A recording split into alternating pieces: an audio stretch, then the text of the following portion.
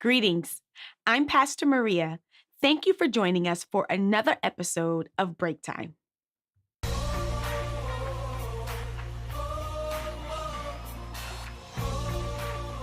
Oprah Winfrey, Steve Jobs, Michael Jordan, Albert Einstein, Beyonce Knowles, Walt Disney. These individuals all have two things in common. First, they are extremely successful and have been able to accomplish amazing things in their respective fields.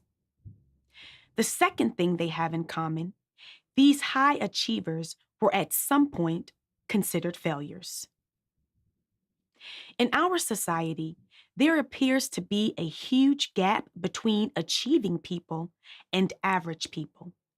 And the perception is that achieving people possess something that average people don't have. The perception is that achieving people have talents that average people don't have, opportunities that average people don't have, that they don't have the same struggles that average people have. But according to John C. Maxwell, there is only one factor that separates those who consistently shine from those who don't. According to Maxwell, the only difference between average people and achieving people is their perception of and their response to failure.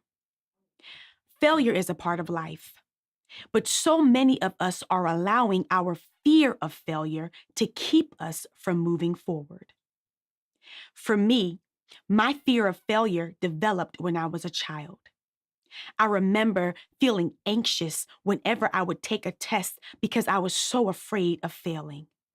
I used to have nightmares about getting my test back and it having a big fat F on it.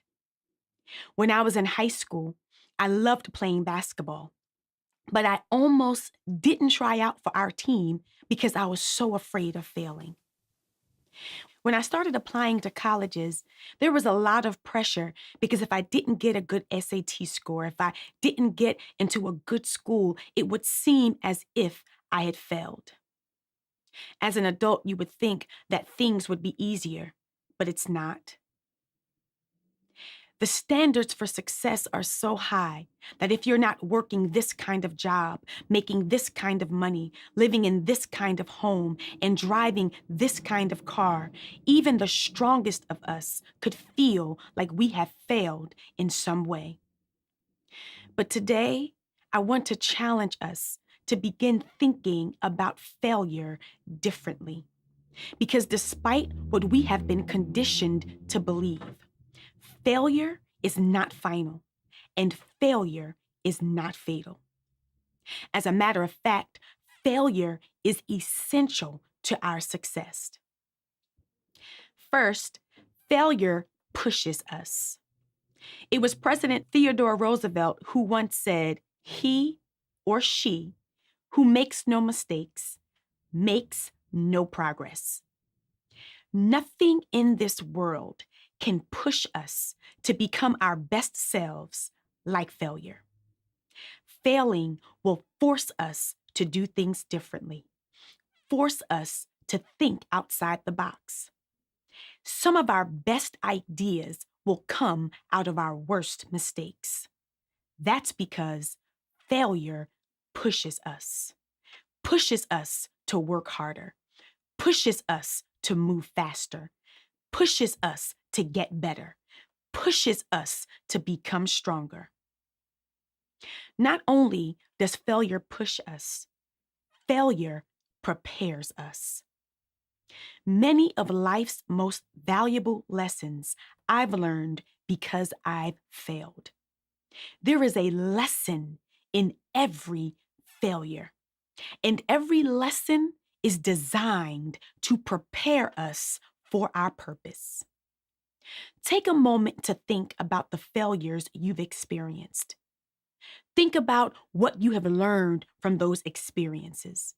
What did those experiences teach you? How are you using the lessons you've learned in your life today? Failure pushes us. Failure prepares us. And finally, failure is a part of the process. Consider this. What if the failure you thought was going to destroy you was just a part of the process to move you in the direction of your purpose? I'm reminded of the story of Joseph, who eventually became the governor of Egypt. Joseph started his life, like most of us, with a dream. But before his dream could become his destiny, he had to go through a process.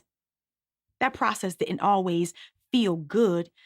He was betrayed by his brothers, thrown into a pit, sold into slavery, thrown into prison.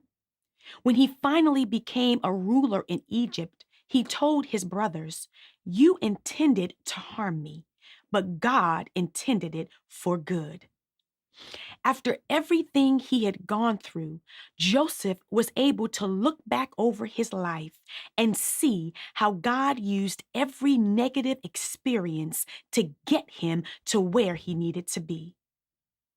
Family, if you have failed, there is no need to fret, because failure is not final and failure is not fatal. God has this way of using our failures to move us in the direction of our purpose. Amen.